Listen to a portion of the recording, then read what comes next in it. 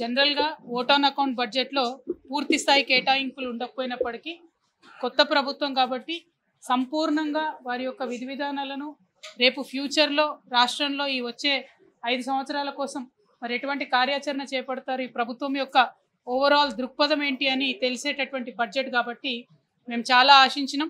వారు పెట్టినటువంటి అనేక మేనిఫెస్టోల్లో ఉన్నటువంటి అంశాలన్నీ కూడా మరి వాళ్ళ చెప్తారేమో.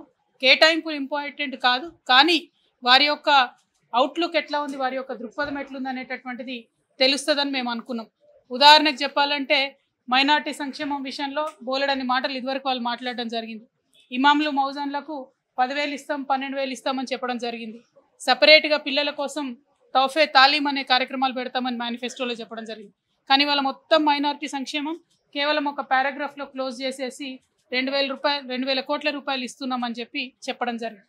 అట్లా ఏదైనా కూడా మీదనే చెప్పిండ్రు తప్పితే సంపూర్ణంగా ఏదైతే ఎన్నికల ప్రచార సందర్భంగా మైక్రో లెవెల్ అంశాలు చెప్పిండ్రో వేటిని కూడా బడ్జెట్లో పెట్టకపోవడం అన్నది ఈ ప్రభుత్వానికి చిత్తశుద్ధి లేదనేటటువంటి విషయాన్ని తెలియజేస్తూ ఉన్నది.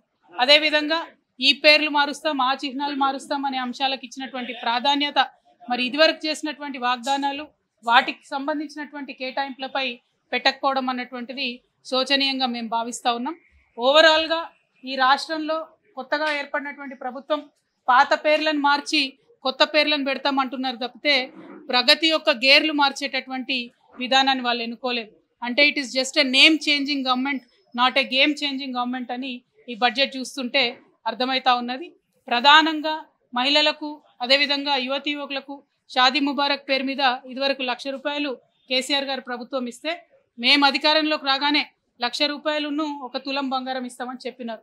అది ఆన్ గోయింగ్ ప్రోగ్రామ్, ఎంతమంది ఏంది అన్నది ఎస్టిమేషన్ ఉంటుంది, కానీ దాన్ని కనీసం మెన్షన్ చేయలేదు. అట్లానే షాదీ ముబారక్ 1,60,000 ఇస్తారని చెప్పారు, కనీసం అది మెన్షన్ చేయలేదు. ఆశా వర్కర్స్ ఉంటే మిమ్మల్ని గవర్నమెంట్ ఉద్యోగులుగా చేస్తాము, 18,000 జీతాలు ఇస్తామని చెప్పినారు, అది కనీసం మెన్షన్ చేయలేదు. కేటాయింపు చేయకపోయినా ఒక ప్రభుత్వం యొక్క కమిట్మెంట్ను చిత్తశుద్ధిని చెప్పేటటువంటి ఒక డాక్యుమెంట్గా బడ్జెట్ని చూస్తాం. కాబట్టి మరి ఈ బడ్జెట్ డాక్యుమెంట్లో ప్రభుత్వం యొక్క ఆ కమిట్మెంట్ లోపించిందని నేను భావిస్తూ ఉన్నాను. అదేవిధంగా అనేక వర్గాలకు సంబంధించినటువంటి సంక్షేమానికి సంబంధించి కూడా సంపూర్ణమైనటువంటి అంశాలను చర్చించకుండా ఎంతసేపు పోయిన ప్రభుత్వాలను విమర్శించడానికే ఈ బడ్జెట్ పరిమితం అవ్వడం అన్నది ప్రజలందరూ కూడా గమనించినారని నేను భావిస్తూ ఉన్నాను.